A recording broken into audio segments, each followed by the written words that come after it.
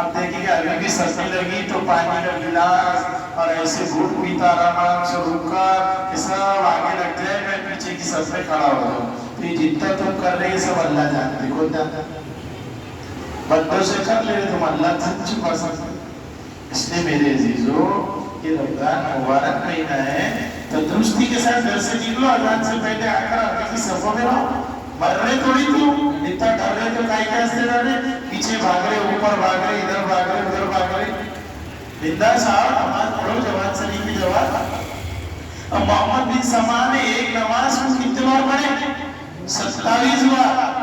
صرف اس لیے کہ میں وہ چیز حاصل کر لوں جو میری کتنے سال سے چالو تھی؟ 40 سال سے. کتنے سال سے؟ تو اس کو حاصل کرنے کے لیے انہوں نے ایک نماز کو کتنے بار پڑھے؟ 27 مرتبہ پڑھے.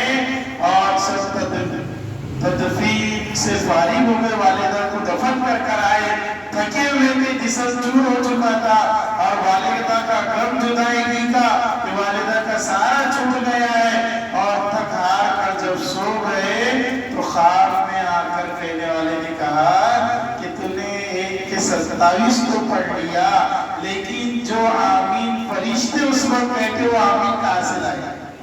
وہ آمین جو باجماعت نماز ہوتی نا، جب وہ لفظ آمین کہا جاتا تو ساتھ میں فرشتے بھی آمین کہتے. کون کہتے؟ تو کہ تم نے نماز تو 27 بار پڑھ لی، لیکن وہ آمین کہاں سے لائے گا جو فرشتے کہتے ہیں؟ جو بولو. سمجھ رہی کیا؟ پتہ چلا کہ ہر نماز کو کیسے پڑھنا پڑی؟ باجماعت. 27 بار پڑھ کر بھی خواب میں کہنے والا کہہ رہا ہے کہ تم وہ کہاں سے لاؤ گے وہ طریقہ.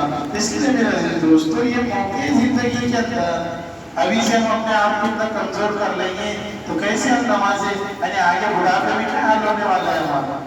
اس کے لیے تندرستی کے ساتھ رمضان گزارو، صحت کو عافیت جانا، اللہ کے حضور میں دعا ہو رہا ہو کہ اللہ تمہیں میرے ہاتھ پیر سب کو سلامت رکھا. کچھ تو اتنے ہی کرے اور کچھ تو جو ہے شروع میں رہ رہے، بیچ میں بھاگ جا رہے، پھر آگے میں آ جا رہے. کب آ جا رہے؟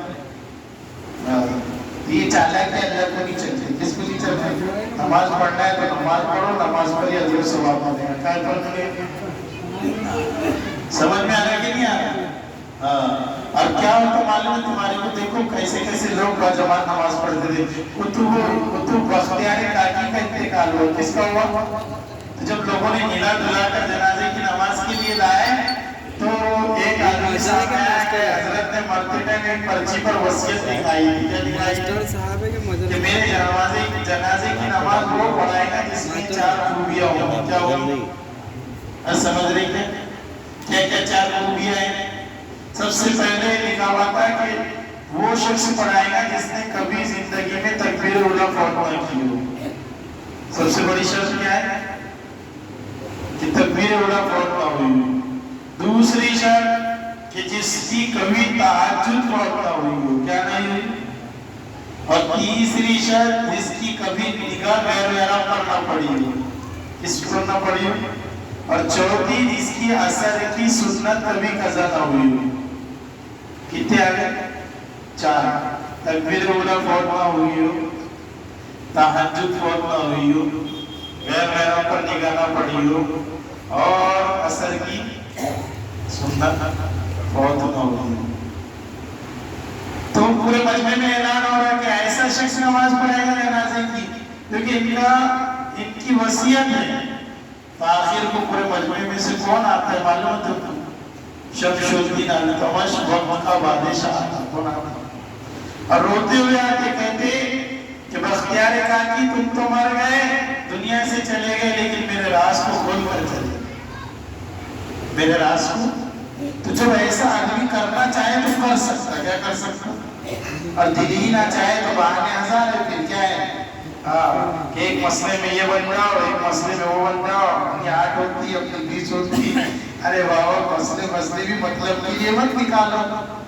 شریعت کو شریعت سمجھ کر اپناؤ. کیا سمجھ کر اپناؤ؟ یہ شریعت ہے، یہ حضور کا فرمان ہے، یہ اللہ کا حکم ہے.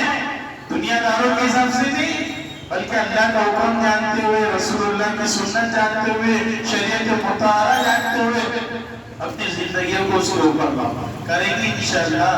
اب سب بچے نماز پڑھیں گے کل سے تو اوپر بھائی اب پانی کی تو آپ ہی سب کو اتنی پیاس نہیں لگ رہی جتنی تم کو لگ رہی. اللہ اکبر. پڑھانے والا اتنا پڑھا اس کی بوتل ختم تھی اور یہ مٹکوں پر ہی بھاگ رہے, اس پر ہی بھاگ رہے تھے. اتنی کائسی پیار لگ رہی باپ. ایک گھنٹے کے بعد میں پوری بوتل ہی منہ کو لگا دینا نماز کے بعد میں. ابھی سب کو بھی اتنی پیاس نہیں لگ رہی جتنی جو ہے ساتھ میں نماز پڑھنے والوں کو لگ رہی. نہیں سمجھ میں آ رہا. یہ سب جو ہے نا ہمارے چوچلے ہے. اس لیے جو ہے صرف دل کو مطمئن کرو میں تو کس کے ساتھ نہیں کھڑا. سمجھ میں آ رہا ہے کہ سارے مسئلے حل ہو جاتے. کیا ہو جاتے پھر کس کا جانا آنا ہم کو بھی جو ہے بہکاتا نہیں.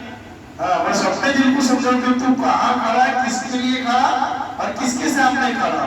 بات ہی ختم ہوگی. اس سے بڑھ کر کوئی نہیں ہے. سارے تقاضے سارے کام پھر بے حیثیت ہو جاتی ہے جب یہ سمجھ لے کہ میں اللہ کے سامنے کھڑا. کس کے سامنے کھڑا. تو بھائی دیکھو رمضان آدھا گزر چکا ہے, ابھی بھی اللہ نے آدھا رمضان ہمارے لیے باقی رکھا ہے. کل 14واں روزہ ہے.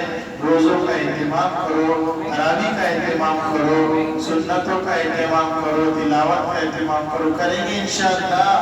صف اول میں آئیں گے انشاءاللہ. ہاں صف اول کی فضیلتیں بھی بہت ہیں. نہیں سمجھ میں آ رہا. یہاں دوسروں کو لوٹ لے, جو آگے جا رہا نا وہ وہاں تم کو لوٹے گا. چل میں گیا تھا آگے, تیرا نمبر نہیں ہے. نہیں سمجھ میں آ رہا.